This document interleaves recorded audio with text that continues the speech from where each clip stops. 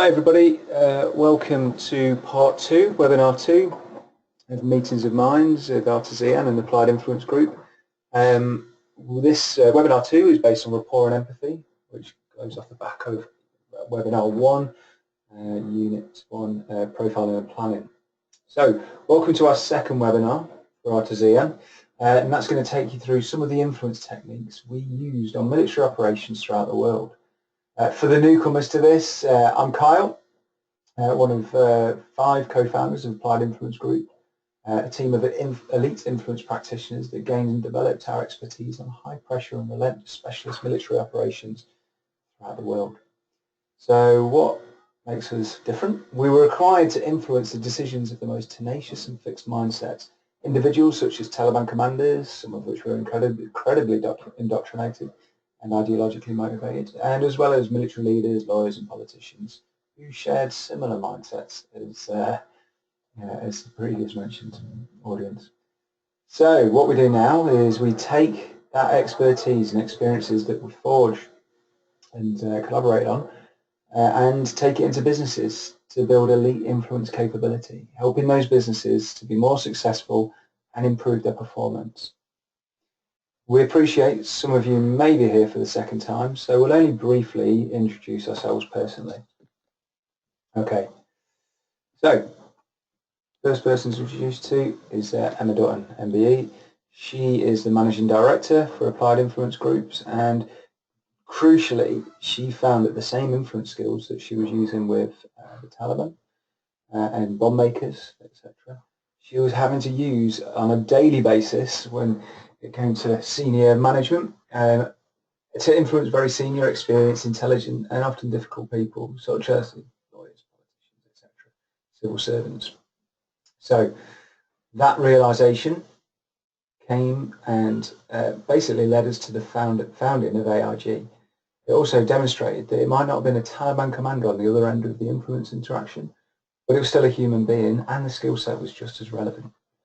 So she set up Applied Influence Group, and I came on board, as you can see on the screen there, Carl Hughes. So yeah, I spent 12 years in the military, 6 years as an analyst, and my final 6 years working within the influence capability within the MOD.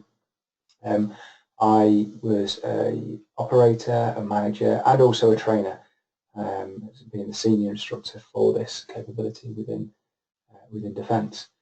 Nowadays, I work for AIG, developing and delivering the skills I learned during my time in the military to help businesses increase their performance. So, if you saw the previous webinar, you'll know why we influence.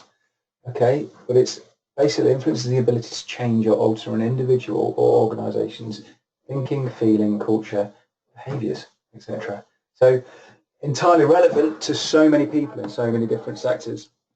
Okay, but when we're talking about elite influence practitioners, we do that with skill and precision. So we plan, engage and adapt to all interaction with the skills and tools that have been stress tested beyond business. And this creates long-term and sustainable, mutually beneficial relationships. Okay, so what we're going to do today is just take you through some of the methodology and the second of our 9 units. We're going to use the 2 case studies that were provided in the first webinar to demonstrate the skills and techniques. One from our experience in Afghanistan, and one to show you how, as Artisan customers, you can use the exact same skill set to maximise the opportunities generated by Artisan. Okay, we'll link it back to our value model with the 9 business outcomes as discussed in the previous one. So it's distilled into 3 areas of value: impact, relationships, and performance. For the majority of the audience here, the measurable result of winning personal buy-in and credibility, transforming detractors, understanding and managing the emotions and motivations of others, is increased sales, longer-term client relationships, and reducing qualifying time, etc. Things like that. So clearly, that's going to be of value to most organisations, we would have thought. And this webinar series is just going to give you an introductory sample to our methodology only. But our service, which includes open development programs and customized programs for businesses, make use of a variety of delivery methods. So this is going to include class exercises, discussions, demonstrations, but most importantly, practical exercises, live interactions with professional role players outside the classroom in the real world. And then what's relevant for you guys here is that you have to put it into practice. So we're going to give you theory here, but it's, it's only going to be worth it if you actually put it into practice. Okay. So we're only going to touch the surface of a methodology, but if you implement it, that's where the real learning happens. Before we go back into the operational case study, I'm just going to have to say that we've exercised caution over facts. So details, names, etc. have been changed. However, the way in which we've influenced is all from real life experiences. Okay, so previously we covered the DNA of influence. So if you're new to our webinar series, you'll have missed out on that previous unit on profiling and planning, where we took you through a step-by-step guide on what we did to prepare for our interactions with members of the Taliban or to influence any personalities on our side of the fence. Our methodology has been utilised by countless delegates attending our services as they have performed the methods and tools that brought us success on military operations throughout the world, and it's having the same effect on their business. At the root of profiling and planning unit was the DNA of influence as shown on screen. The model provides a framework for capturing information on the subject. We looked into personality type, attitudes, beliefs, interests, likes and dislikes, relationships and networks, and also drivers and motivations. The information found on an individual in this tool is then utilised into our short-term influence plan. Consciously planning an interaction is the singularly most important thing which can improve an individual's natural ability to influence another. People can have poor interpersonal skills or low emotional intelligence, but with good planning can still have successful influence interactions. Short-term I-Plan is a generic and flexible tool designed to provide a framework for all interactions. For the initial interaction you have with the subject, the purpose of the short-term I-Plan is to clearly lay down what you've discovered during your profiling, the DNA of influence, and how to incorporate that into a plan to achieve your aim. For subsequent interactions, it lays down what else you have learned and how you plan to use that during specific interactions. Okay, so if you've watched our previous webinar or attended any of our courses, you're aware that we like to handrail our teaching with an operational example of how we utilise our methodology with the Taliban. For newcomers, this is a quick recap. UK forces operated in the south of Afghanistan within Helmand province and consistently faced a number of Taliban attack networks who were planting improvised explosive devices, or bombs, in the ground to combat ISAF presence, such as this one you're going to see on screen.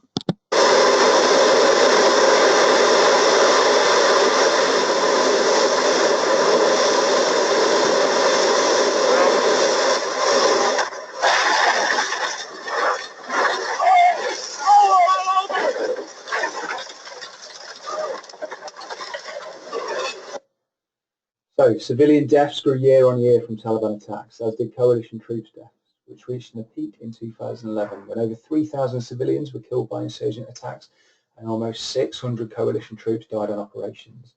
So IEDs, such as the one you just saw there, were destroying communities in Afghanistan, killing many civilians and soldiers. And it was our mission to neutralise the threat from the Taliban as a specialist intelligence operators. We needed to gain targetable information on the Taliban networks responsible for carrying out the attacks and the multitude of other attacks across southern Afghanistan. The Taliban fighting cells relied on smuggling networks to supply them with weapons, explosives, components, etc. One way for us to neutralise their offensive capability was to target these smuggling networks. Okay. So, in the summer of 2011, we were presented with the opportunity to speak with a Taliban IED cell commander named Ahmed Rahman. We researched and profiled him, and the findings populated our DNA of influence. We conducted a short-term influence plan, was then completed on him, and for full details, please see the previous webinar. However, due to the assessments made, the task for our initial meeting with Ahmed is firstly to start laying the path for him to trust us, and two, to start identifying elements of his personality that could be used to present an agreeable frame or perspective. This webinar is all about the techniques that we used to start putting this plan into action through building rapport and being empathetic to Ahmed's situation in order for us to later influence him into providing information on the Taliban. It's also important for us to set the scene for you, for how you might use the same tools and techniques in your world to overcome some of the challenges you face. So let's remind you of the business case study we used in the previous webinar too. So Lucy is an enterprise business account manager for a financial services corporate. She manages 12 accounts for banks, insurance company and investment firms. Additionally, her job is to develop new business to add to her client list. However, this is an area she struggles with because building initial trust quickly from a cold start with no pre-existing relationships with people that don't want to engage with you is a very difficult thing to do. Lucy found this. She also struggles to win personal buy-in without the power of the brand behind her too. And an improvement in this area would drastically improve her sales performance and increase the length of her client relationships. It would also give her a reduced qualifying time ahead of each lead. So Lucy uses Artisan's search engine to identify information about sales triggers like growth stories, management changes, investment news and quarterly results in order to find potential new clients. I'm sure some of you guys might be doing too.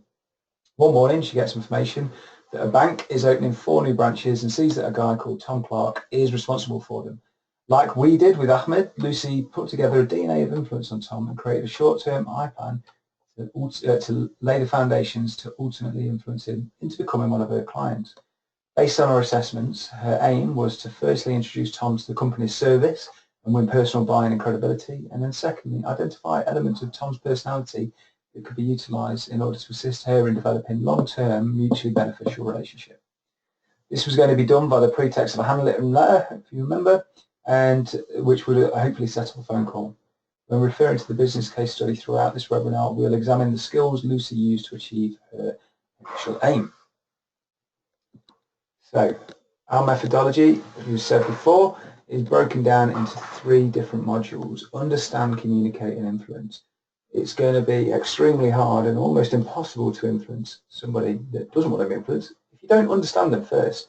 And so this is why we're sort of just like the framework or the kind of the base layer to start this process of influencing. So that's why we're focusing on the 3 units within the understand module when we're going through the webinar. So we've got understand. So that's aimed to give the practitioners the ability to begin to comprehend what lies in the psychology of an individual. Communicate, that module covers the skills necessary to manage your own emotions and manage emotions and motivations of someone else. And then finally influence, and that brings together all the understanding and communication learning and looks at how different techniques can be employed to align someone else's frame with yours, which means basically to change the perspective. Okay, so I'm going to go through the Rapport and Empathy unit of the Understand module.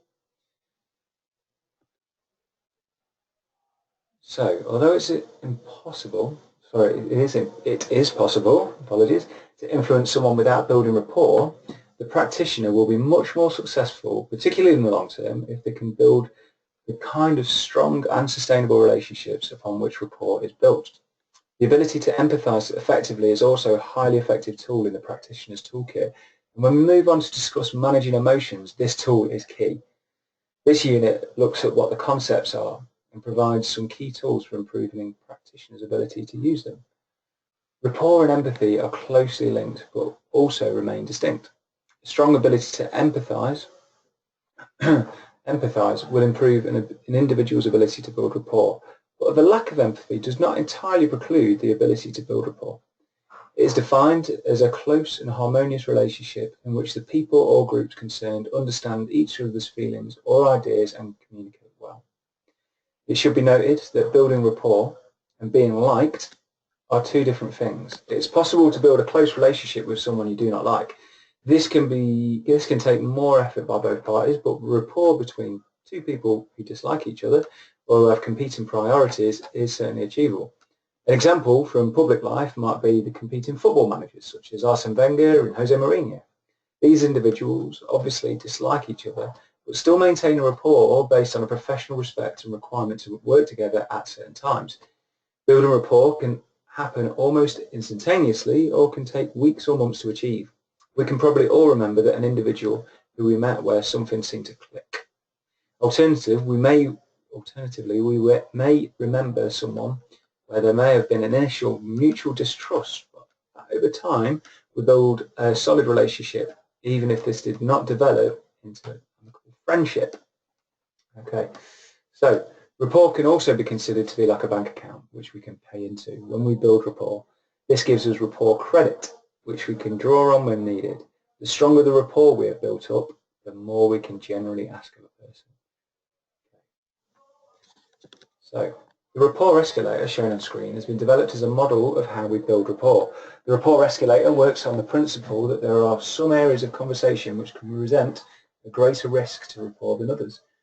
The greatest benefits and strongest rapport can be achieved by moving to the right on the escalator. But doing this too quickly or when it's not reciprocated can risk damaging or even destroying rapport. There's no set time that can be given for how long should be spent on each area before moving on. By using the communication skills that we'll cover later in the methodology, you'll be able to identify if and when it is appropriate to move on to the next level. Excuse me. Or if you've moved too quickly along the escalator, when you should move back a step. So, first one. Let's take a first step onto the rapport escalator. A handshake followed by, "Have you travelled far?" is an example of social ritual and cliche which exists in the UK. Rituals are the series of actions we go through when we meet someone. These can be highly scripted, even if we are unaware of it. Clichés are the phrases we say with little thought or ones which might be expected. Social ritual and cliche can be highly context dependent. The sequence you might go through with someone you have never met in a business setting might be very different to the sequence you go through when you see your partner in the evening after you've both been at work. Social ritual and cliches are almost always a low-risk area of conversation. It's an area we can return to if other areas do not draw the responses we hoped. The one area where social ritual and cliche can cause real issues is when it's done across a cultural boundary. Social rituals in some societies can be highly developed and time-consuming. For example, in Afghanistan, tea drinking plays a significant role. In Afghan social ritual, and it would be expected to drink tea while conducting unimportant conversation before moving on to important topics. In some situations in Bosnia or Kosovo, it might be 3 shots of Slivovich, which you might be expected to drink before getting into serious conversation. Attempting to move the conversation too quickly towards the facts and information, which is the second part of the escalator, might be regarded as rude and damage rapport. Social rituals and cliches can therefore be over in a matter of seconds or could take a much longer period. In some situations, it might be appropriate to conclude any more than briefest rituals, whilst in any other situation you may spend more time than you might naturally wish. Okay, so the next one is facts and information. The next level of the rapport escalator involves conversation exchanging facts and information. The level to which the subject is content to do this may well depend on the nature of the meeting and the facts and information being exchanged. The subject may be quite content to discuss facts and information relating to non-contentious issues, but may have red line areas which he is not willing to discuss. Understanding which areas a subject is content to talk about and which he is not can be useful in itself and should be added to the profile of the subject if the interaction doesn't eventually deal with this intended issue. This information is particularly useful in planning an organisational influence campaign, as it allows others to avoid issues which the individual doesn't wish to talk about or approach those issues from a different angle. Even on potentially contentious issues, there may be facts or information relating to the issue which can be exchanged without breaking rapport. Carefully working around the perimeter of a contentious issue can eventually strengthen rapport to a level where the more divisive part of the issue becomes a topic of conversation. For example, rather than talking about a specific deal, a business deal, the context within the deal might be an area where rapport can be built. Next level up. Ideas and judgments. In The Righteous Mind, Jonathan Haidt explores why political and religious ideas can be so divisive. His conclusion is that morality can be multifaceted and that our resort to a divided herd mentality is partly evolutionary. Ideas and judgments on issues can be the quickest way to break rapport as we instinctively retreat to our own default position of what is right. Alternatively, harnessing that herd mentality on areas of commonality can build incredibly strong bonds that will carry over into other areas. It might therefore seem intuitive to avoid these issues. However, one of the ways to build a really strong rapport is to seek to understand why someone thinks something on a particular issue. By seeking to understand the individual's viewpoint, not only are we showing an interest in them as an individual, but we'll often find common ground. The common ground may not bring agreement on the issue at hand, but can go a long way to building that close and harmonious relationship in which the people or groups concerned understand each other's feelings, and that defines rapport. And then the final step on the rapport escalator is feelings and emotions. Sit for a moment and think of a time you felt strong emotions such as love, sadness, or hatred. Now think about how many people you would have been content to discuss those emotions with at the time. It's almost certainly very few, and if you're a male, it's probably less than you are if you're female. Our emotions and feelings are incredibly personal to us, and we often try and shield how or what we feel from others. This is one area where a cultural dimension can play out more significantly than others. In some cultures, such as North America, it's culturally normal to openly display and discuss emotions. Counterbalance this with Eastern Asian cultural norms, for example, where even when individuals are feeling very strong emotions, little or no emotional leakage, either verbal or non-verbal, will take place. Some research also suggests that cultural considerations can affect how individuals feel these emotions in the first place. Due to the small number of individuals we are willing to discuss our emotions with, moving a conversation onto an emotional topic or discussing feelings with someone can significantly increase risk of lost rapport. Increased risks should not mean that emotions and feelings are off limits. Reaching a level of rapport where we can discuss these areas can show significant progress. Also, when we move on to discuss active listening later in the methodology, we'll talk about how emotional labeling can assist in building rapport. Acknowledging an understanding of someone else's feelings or emotions without going into depth on this as a subject can further build rapport without increasing this level of risk. When discussing emotions and feelings, it's also worth considering that gender differences often exist. Research tends to support the idea that women are generally more emotionally expressive than men. In a female-to-female context, moving to this area of the rapport escalator may hold less risk than during a male-to-female or male-to-male interaction. Okay. Empathy. Understanding how another person is feeling is one of the most powerful skills an influencer can develop, and is one of the main building blocks of several other tools described in our methodology, such as the Emotional Management Protocol. In his book devoted to empathy, Robin Kijnarik explores the scientific research behind this. This research suggests that our experiences in our first years of life have a significant impact on our natural empathetic abilities. The research also suggests that women tend to be much more empathetic than men. There is more than one type of empathy, and in a conversation between Dr. Paul Ekman and Daniel Goleman, they discussed different types.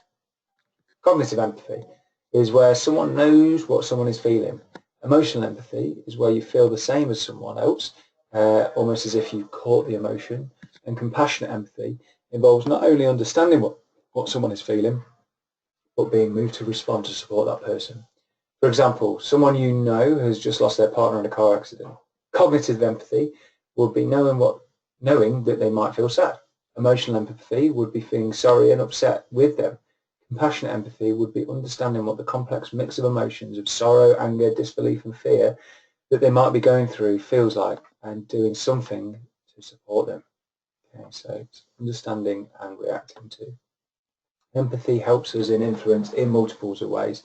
Understanding what someone else is feeling can help us fully understand someone else's frame of reference on a particular issue or topic. Understanding the emotions relating to an issue can also help us identify areas of conflict on an issue and assist in resolving it. This means not only understanding what another person's frame of reference on an issue or event is, but what has led to that frame of reference being in place in the first place. The skills taught in modules 1 and 2 assist in developing this understanding. Neuroscience research has identified that the development of empathy is closely linked with the development of certain areas of the brain. The brain development is believed to be linked to the environment which we grow up in, and these physical and environmental factors mean that our ability to empathize is largely developed by the time we reach adulthood. So, the rapport escalator, going back to it, can be used in a number of different ways. In its most basic form, it can be used as a monitoring tool to assist in maintaining rapport. By consciously monitoring where on the escalator the conversation is and how the subject is responding, we can avoid pushing too hard into areas which might damage that rapport. At the first sign of the individual becoming uncomfortable, we can move back to a level of less risky areas. From here, we can either accept that we will stay on a certain level of conversation for this interaction, or try to move the conversation to a higher level again. We can also use the escalator as a planning tool, particularly if we know that the real area we wish to discuss is in a high-risk zone on that escalator. For example, if we need to discuss how an employee is feeling about a task, we may wish to progressively build the conversation towards this using related topics on the escalator to get to where we really wish to be. By continuing to record in our profile, by continuing to record in our profile of an individual where on the escalator we have reached, we can use this information when planning subsequent interactions, conscious of the fact that we may need to rebuild the rapport to reach that level that we have done on previous interactions with that person. The final point, when using an organisational influence strategy, which we provide in our services, we may wish to consider which of our team is at which point on the escalator with a person. Alternatively, depending on the influence requirement, we may wish to consider who in another organisation we wish to interact with. For example, there may be several people within our organisation who can discuss facts and information to an individual within the subject organisation. There may, however, only be one person within our own organisation who has reached a level where ideas and judgments can be discussed. If this is the level which we're required to influence or understand the other organisation, then it could dictate who is involved in the planned influence interaction. So, how was this methodology relevant to our interactions with Ahmed Rahman? Well, not only was it relevant, it was essential to prevent further loss of life. The rapport escalator was fundamental to bringing down barriers he had against us. It enabled us to understand him more so we could know what made him tick, and we also established how we could present a mutually beneficial way forward, and it also helped develop trust, which enabled us to eventually influence him and change his perspective, decisions and behaviours. Pashto culture is full of customs and rituals, and having spent so long in the country, we became accustomed to these practices. Having this knowledge helped us start to lower his defensive barriers. Simple but often forgotten pleasantries such as saying Assalamu alaikum, placing our hand on our heart before shaking his hand, offering him green tea, knowing Pashtun words for asking about his welfare, thanking him and introducing ourselves, not only dislocated his expectations of us, but allowed us to get a foot firmly on the social ritual and cliche step of the rapport escalator. Remember, one of our aims for this initial session with him was to start laying the path for him to trust us. Because he had an expectation of how foreign troops would interact with him, it was important to ensure we got him to challenge his own assumptions about us from the get-go. One effective way we moved up the rapport escalator was using effective empathy. So in order to start identifying elements of his personality that we could use to present an agreeable frame, which was our second aim of the session, we needed to move up the rapport escalator and establish facts and information. In order to transition into this step, we explained the reasons he was with us, but then empathised with his own personal situation and experiences in an authentic manner. Again, this was something that he didn't expect. The purpose of dislocating expectations is that an individual's mind is more open and susceptible to change when they're surprised and uncertain. We then spoke about our understanding of the feelings he may be experiencing and thoughts that he could be having before going into a fairly basic question and answer session about him and his life. Some of the answers we already knew, and this was basically to assess his credibility of the information he was giving us. However, a lot of the information we were collecting was new, but to him was seemingly innocuous information. This was of course done as part of a strategy, firstly to ascertain that information, and secondly to get him to start opening up and becoming comfortable interacting with us, and also for us to hoover up any dropout information that might be useful. By dropout information, we mean information that he may not have necessarily intended to provide us. Again, just gives us a much better idea and understands the person that we're interacting with. We utilise our active listening skills, which will be discussed in the next webinar, to get him to voluntarily elaborate on the information that would assist us in the future with our influence strategy. As this was the first session with Ahmed, we used facts and information as a baseline to measure how comfortable Ahmed was in talking about certain subjects. This gave us an understanding of his responses, and we were able to analyse the subjects he was happy to talk about by establishing how much detail he provided, changes to his body language, etc. For example, when speaking about authority figures, he was happy to discuss what he felt a good leader should be, how they should act, what he expects of them, and how he's responded in the past to good and bad types of authority. However, when being questioned on his opinions on how he thought the country should be governed, his answers were extremely limited, indicating that he had not built enough rapport or trust with him to be speaking openly on that subject. At the end of the meeting, we had collected a whole host of information that we fed back into the DNA of influence from Unit 1, and we could eventually use to change his mindset, behaviour and feelings in order to increase his motivation to want us to provide us with information on IED networks operating in Afghanistan. We also now had a measuring stick by the Rapport Escalator of what he was willing to speak about and the areas we had to work on in future meetings. Right. So the very same framework we used to conceptualise and plan for building rapport with Ahmed, Lucy used with Tom. Following the DNA of influence and construction of the short-term I plan, remember Lucy's two main aims were to introduce Tom to the company's service in order to win personal buying credibility, and the second one was to identify elements of Tom's personality that could be utilised to assist in developing long-term mutually beneficial relationship. She was going to do this over 2 phases. First phase would be a handwritten introductory letter which would inform him of her intention to call him in the following Friday to execute phase 2 of her short-term influence plan. The letter was simple but also asked him to look at Lucy's company website for a bit of background on what they offer. Lucy wouldn't usually do this, but she knew on the front page of the website were a collection of pictures of her company assisting a homeless charity last Christmas. This would assist in creating some common ground and possibly kickstart conversation and the influence campaign through the influence principle of liking. Robert Cialdini, a lead psychologist in the area of influence, claims that people prefer to say yes to those that they know and like. People are also more likely to favour those who are similar to themselves or who have given them compliments.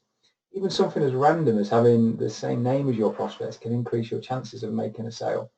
Liking is one of the 6 pillars of societal influence, which we'll cover in a later unit.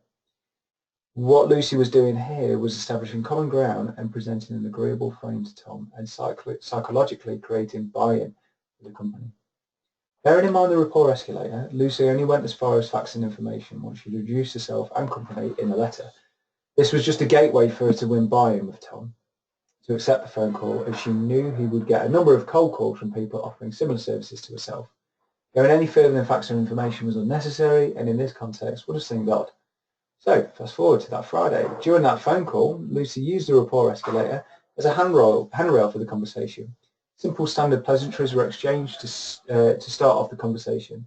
Lucy knew from Tom's tone in the initial interaction that he was in a positive mindset as he thanked her for the letter and warned of the phone call, as he was able to make space in an extremely busy schedule.